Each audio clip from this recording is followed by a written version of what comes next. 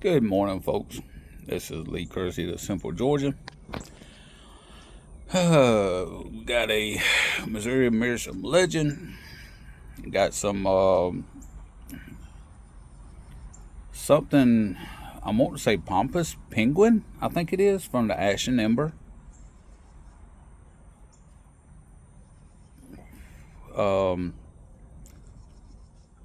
I'll actually have to look that one. Ash Ember, I think, is a place that I visited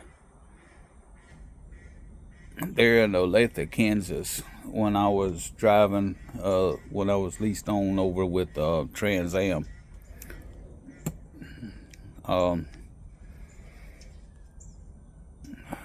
There, I was always going to Cigar and Tobacco there in Overland Park, and I was going to Outlaw Cigar Store. There in Overland Park, there was two places there. Cigar and Tobacco was actually an older pipe shop. The Outlaw was a newer store they had put there in Kansas City and Overland Park. And right before I finished my lease with Trans Am, I found out about Ash and Ember, and I think it was, I want to say, the Fireside Cigar Lounge there in Olathe. And I went and visited them, like I said, right at the end. And I'd been driving for Trans Am for a little over a year, about a year and a half. And I just, the thing with Trans Am was I originally went on as a company driver. And as much as I know about trucks and stuff, I really did not want to get in as an owner-operator. And because I just didn't feel like I needed that hassle at the time.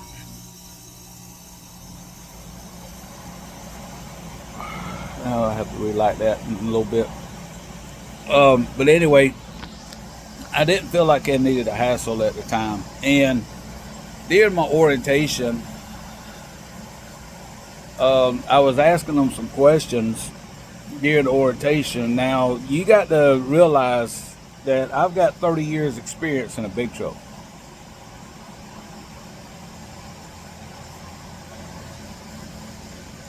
I've had my own trucks.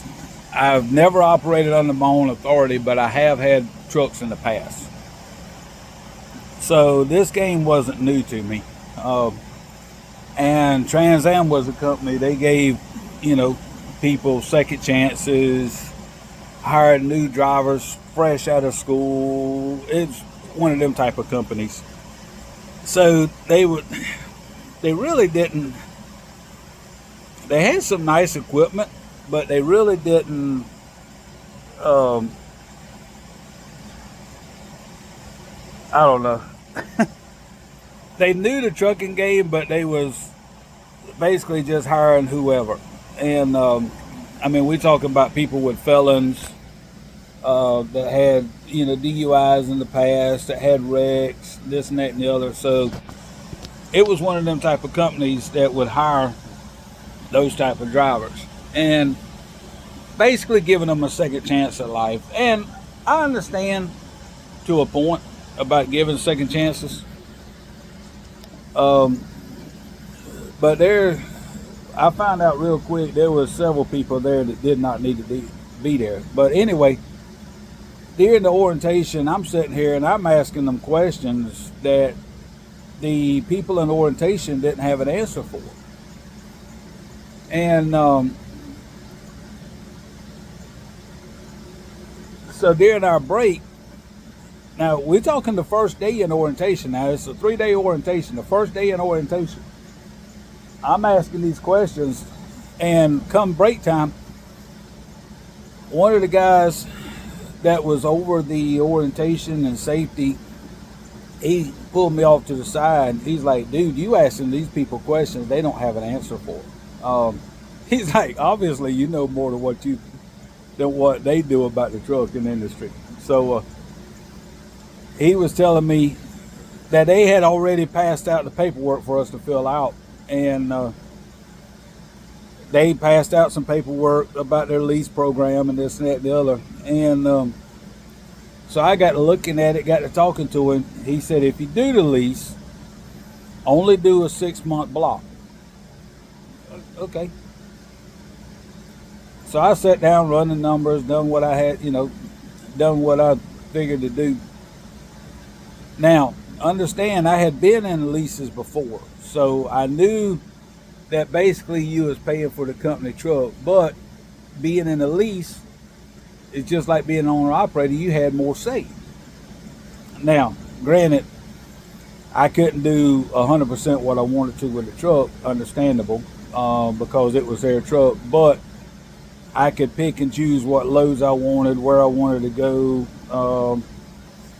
If I wanted to put a nicer set of tires on than what they wanted, then I could do that. And I'm glad I went that route, because during that time is when I really started learning the business of trucking that I didn't know before, through another podcast, YouTube channel, whatever. And so anyway, before lunch, on the first day, before lunch, I had made the decision to bounce over from company driver to contractor. And I went outside, and they had a whole pile of new trucks out there. And I walked down the line looking at trucks, and I found the color that I liked. And I got to asking around, and the guy's like, you want that truck? I said, yeah. I said, I'll do it.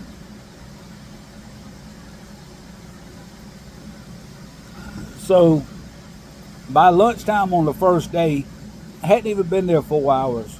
I had done went from company driver to a contractor, and I signed a 6-month block. And during that 6-month block, I figured, what the heck, I could hold out 6 months. So I made it. Now that first 2 or 3 months was kind of rough, because I was learning the company, they was learning me.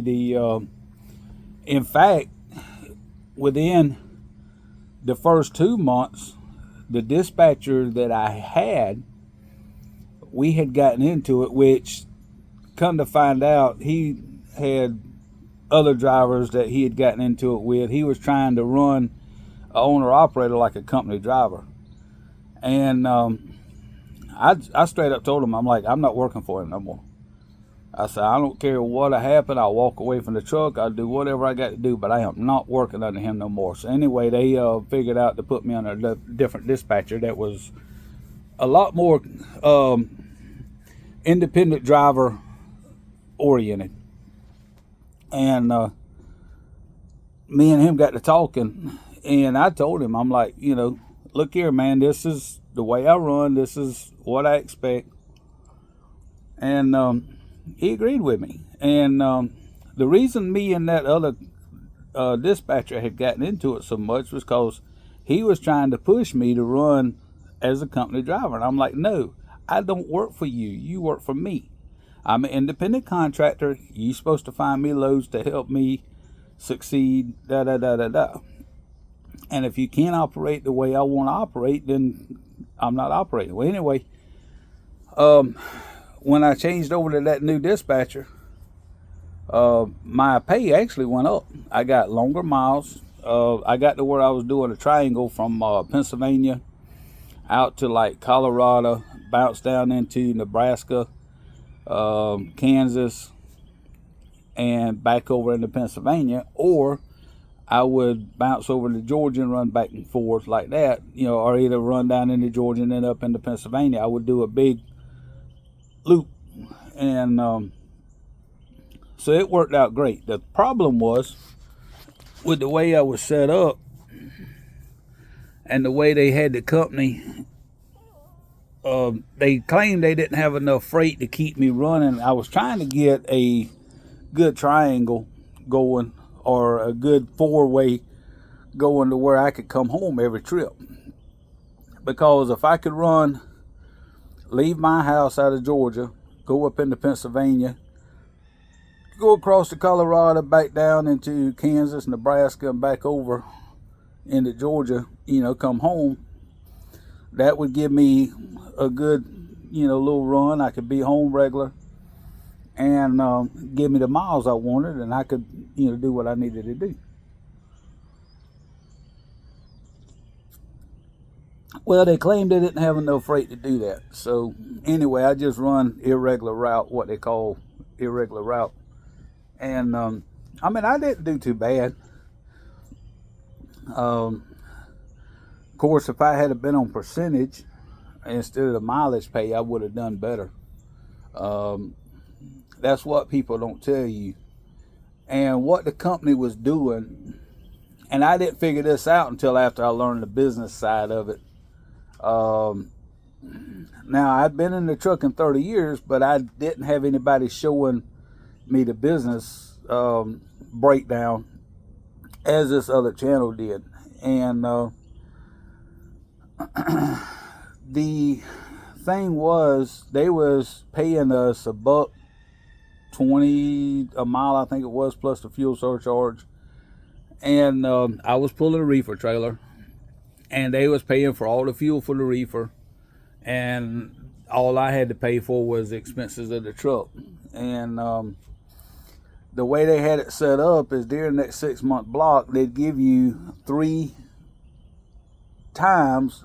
If you paid the extra $50 a week, they'd give you 3 weeks that you could block out your payment. So those weeks that I blocked out my payment is when I actually came home. So I wouldn't have an actual truck payment, and I could still get a check. And it worked out pretty good. But anyway,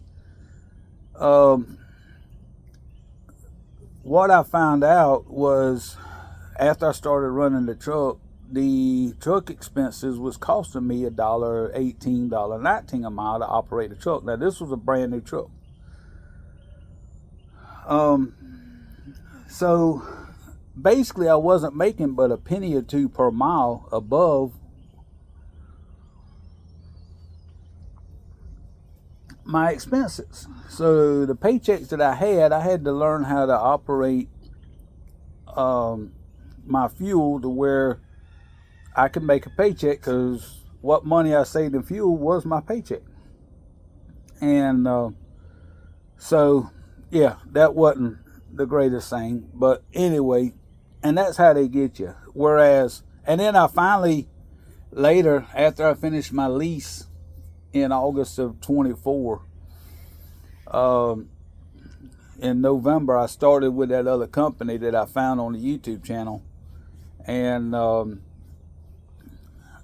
the company was leased on the Landstar. It was a fleet that was leased on the Landstar. And I made great money with them. The 2 issues were that me and the fleet manager, he had 24 years experience, I had 30, and all on his podcast and his channel, he's talking about, being a slave to the company and do what you're told and shut up and this and that and the other. Well, that's the way he actually operated. And I didn't know that until after I went to work for him. It's just like anything else you get into. There's just like this current job I'm in. There's a lot of things you find out after you go to work for him. And then I had one load that he booked me on, and I had come in and spent some time at home, and then I went and delivered the load. Well, when I went to deliver the load, I was doing my math on my book, and I told the man I could be there,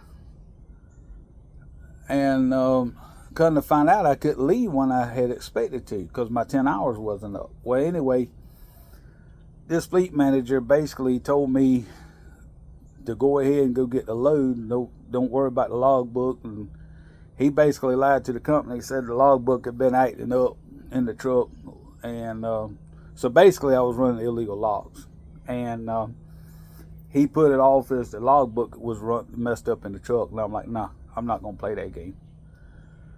I physically I could have done it. I mean, I was fine. I could have run the load. That wasn't the issue. The issue was he pushed me to run illegal, and like I've said before, I've left some good companies that run illegal. But anyway, and what broke the camel on that one was when the truck went down. And when the truck went down, I just, between that and the doctor advising me to come off the road, that wasn't the straw that broke the camel's back, but it was the straw that broke the camel's back. It gave me, with the doctor advising me to come off the road, it gave me a way out to where he couldn't say that,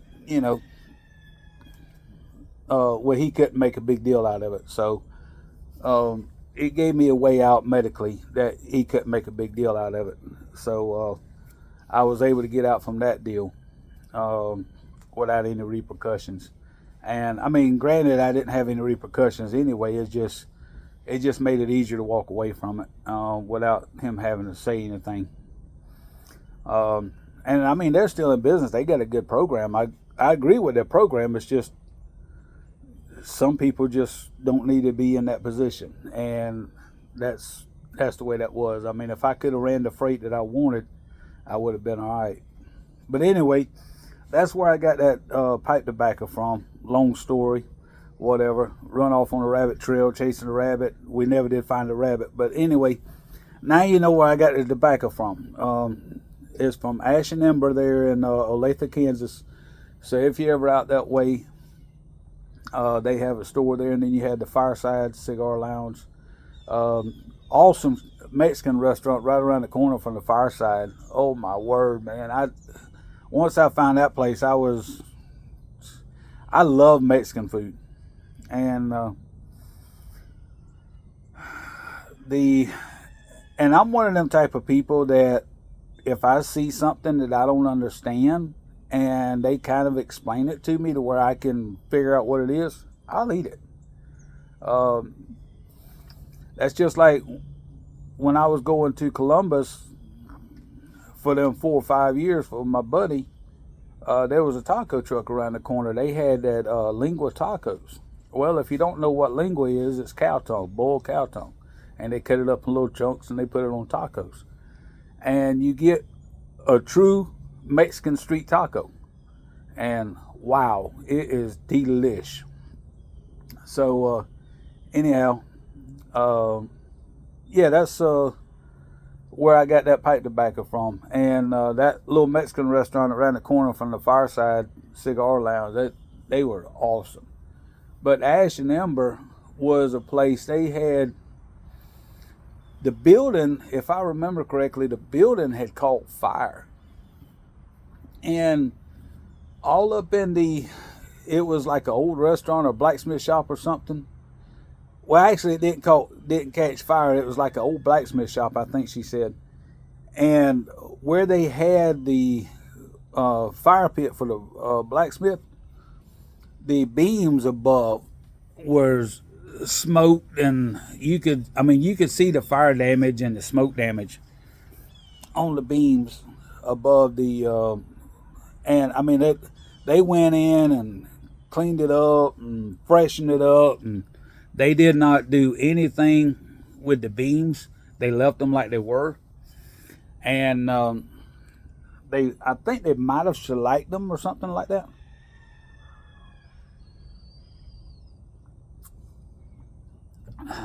But yeah, it is a beautiful, beautiful shop. And well worth the trip if you ever get out to Olathe, Kansas. And that was what I liked about driving trucks. I was able to go visit these shops across the country. I've been to both of the Boswell shops. Went out to Edwards there in Colorado. Country Squire, and of course I've been to the Briarworks there in Tennessee with the Muletown Pipe Show. Been to Arlington Pipes and Cigar. Been to Mississauga Cigar Lounge there in Gas City. I've been there a few times. Trying to think of which other shops I've been to. I've been to so many. Ted's Tobacco there in Oklahoma City. There was another one there I went to in Oklahoma City. I went to 3 or 4 there in Omaha. There in Omaha is where I found my the CAO Amazon Basin cigars. He had 4 left. I'd been chasing them things for like 2 weeks. He had 4 left, and I called him up. My truck was in the shop. I was getting the windshield put in during one winter, and so I was basically down for a whole day, and I went over there and I called him up. He's like, "Yeah, we got them." I'm like, "Well, hold them. I'm coming to get them." So he had 4 left, and I went over there and got them. And I smoked one that day, I think it was, or day after, something like that. And the other 3 I just put up for later. And if you never tried an Amazon Basin cigar,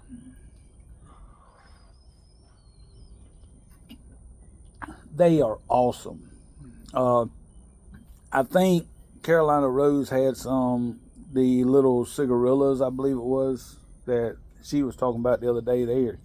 If they are anything like the full-size cigar, they are awesome. The only problem is it's just like the small batch pipe tobacco. You got to have your finger on the trigger the time it comes out. If you don't, you're not getting it. And if you do get lucky, it's going to be in one of them small shops like that. But the problem is with a lot of people, they don't have a cigar shop close enough to them, or they don't know who to call or where to go. Where to go to get it.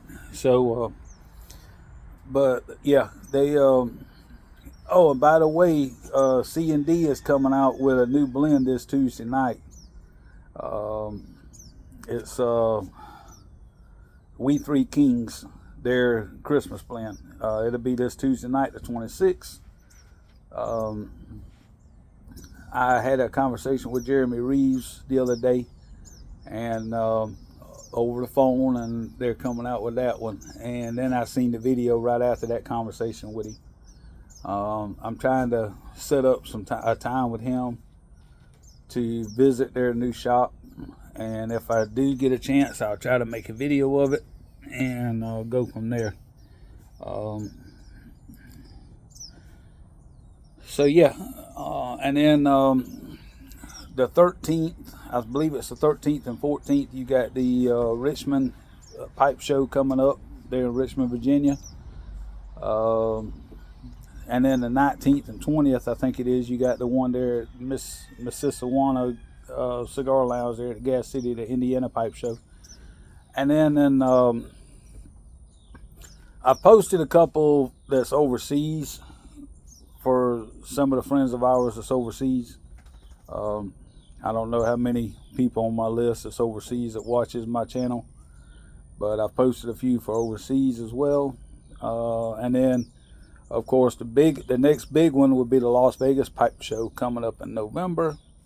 You got the Dallas Pipe Show, I believe, will be in October, or vice versa. I might have both of them mixed up. But one's in October and one's in November. And then that'll be your next pipe shows. So if I see of anything other than that, I'll mention it.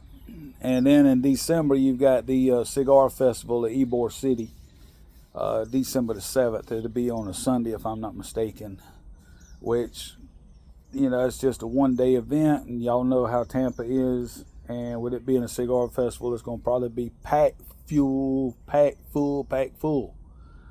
So it is what it is. Hope y'all can make some of them events. And I've been rambling about 25 minutes or a little longer. So anyway, but yeah, that's where I got that penguin tobacco from there in Ash and Ember. You could probably call them, Google and get their number and call them and order some if they still got it in bulk. I don't know if they were ordering a lot of their stuff from the Sutliff, so I don't know how that will affect them. I did not get to talk to them about that because at the time I didn't know, anything about Sutliff shutting down. So they may or may not have it. And I want to thank y'all for watching. Thank you for subscribing. I'm definitely going to have to make a list and do a big thank you now that I'm over 100 subscribers. And now that I'm a year older, I'm trying to get closer to the double nickel. So I was a year older last video. Last couple of videos, I just didn't say nothing about it. But yeah, trying to get closer to the double nickel and see what's going on. And had a couple of comments on my last video that was kind of made me laugh, and I appreciate it, guys. I really do. But we appreciate you watching, appreciate you subscribing, and we hope y'all have a good week. Thanks.